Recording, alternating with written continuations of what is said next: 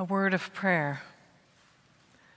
O Holy One of blessing, Spirit of life, God of many names and one transforming and abundant love, we ask for strength for today, courage for tomorrow, and peace for the future. Amen. Please be seated. And I begin this night with a poem in lament from Adrian Rich. My heart is moved by all I cannot say. So much has been destroyed. I have to cast my lot with those who, age after age, perversely, with no extraordinary power, reconstitute the world. In grief, in hope, in this community of faith, we are invited into a deeper place in our hearts, a deeper place than we usually reside, a place of challenge, discomfort, righteous anger, a place of woundedness and vulnerability, a place of gratitude, and a place of peace. Love never ends. Love never dies. When we remember our beloveds, we keep their spirits alive. Transgender Day of Remembrance is a day set aside to remember those who were killed in the past year or who completed suicide because of their gender identity or expression. This is the 25th anniversary of this Day of Remembrance. It's the 10th anniversary in our diocese, with special gratitude to you. We remember Rita Hester, in whose memory the Trans Day of Remembrance was first commemorated, and who continues to await justice. Together we mourn and honor the two-spirit, trans, non-binary, and gender-diverse lives lost. Their laughter is not heard anymore. Their thoughts, creativity, generosity, and personality have been robbed from us, taken before their natural time. The richness that they contributed to our life together, their very beings that made our world a better place, have been cut unlawfully short. We can affirm that in the face of the death of our loved ones, our family members, our siblings, our community members, we are confident that their spirits live on in the world to come.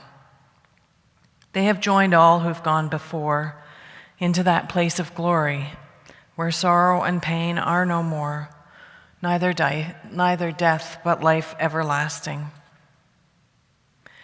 Let us affirm this together and help each other remember in the days and weeks and years to come, because there is a lot that needs to be paid attention to, a lot of work to vision and to dream, to embody the creativity to navigate and survive and thrive in a world that is sometimes, and sometimes more often than not, set against non-conforming people.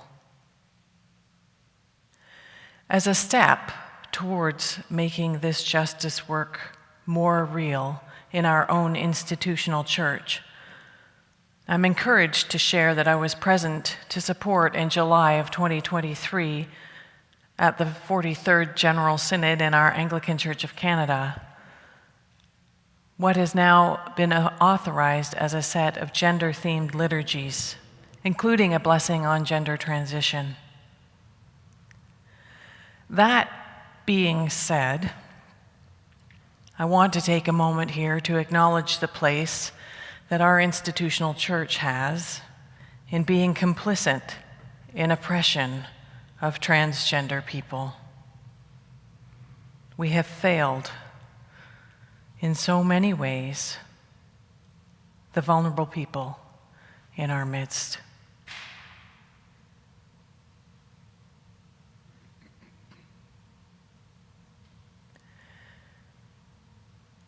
I also want to take a moment to invite us beyond religion to Jesus, who doesn't ever fail to love us, even when we forget about him. The life-giving, liberating, and loving power that Jesus has, that Jesus gives us, is in vision and direction. Vision is about more than protesting oppression, although that is also very important. For context, at about 2 years old, Jesus was a refugee. He grew up in a colonized land under foreign occupation of the Roman military. He knew from his own early life experiences how hard life can be. Vision, coming from this guy, teaches us about the creation of positive alternatives, calling out new life from spaces of grief. God brings people back to life, but not without help. Jesus is constantly calling us to be more fully human together, to treat one another with dignity, respect, and kindness. We are the physical hands and feet of Jesus in this world. If you're looking for something to do in being the hands and feet of Jesus, the hands and feet of Christ, feed the hungry, clothe the naked, visit the imprisoned, tend the sick, welcome the stranger, be a good neighbor. Not as easy as it sounds. Love your enemies. Really not as easy as it sounds. Not because it's easy, but because it's godly. Love occupies the central place in the gospel. Christ said that his followers would be recognized by the love that they showed one another. Our beloveds have showed us, witnessed to us, walked with us, demonstrating how love can be practiced in ordinary, everyday ways. Be empowered to be a witness to love. That is one of the most important tasks in this precious life. To close one's heart is to begin to die. To be afraid to love is to die another kind of death before one's physical death. Resist this fear. You belong. You are chosen family. You are loved and appreciated. To open one's heart is to begin to live. From 1 John chapter 3, we know that we have passed from death to life because we love one another. Hear the invitation in the reading from the prophet Isaiah. Do not be afraid, for I have redeemed you. When you pass through the seas, I will be with you. We are not alone. We are beloved of God, and we belong. And from the Gospel of Matthew, do not fear those who can deprive the body of life, but cannot destroy the soul. And yet, there is reason to be afraid, to fear. There is misogyny and racism and poverty and so much more intersecting to make life very dangerous and precarious.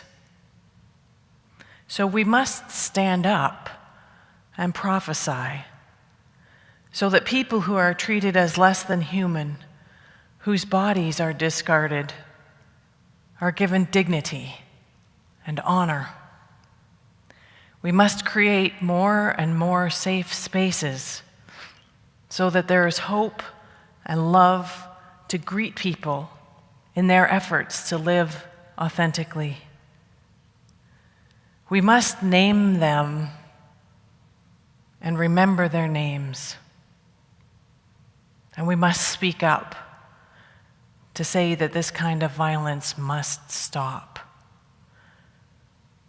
For the here and now trans folks, for our trans youth and young people who are living a transgender experience, we must step forward, refusing to be complicit in systems that keep people oppressed. We must do this work. Our faith demands it of us. Our humanity depends on it. Let all living beings dare to love this life. Amen.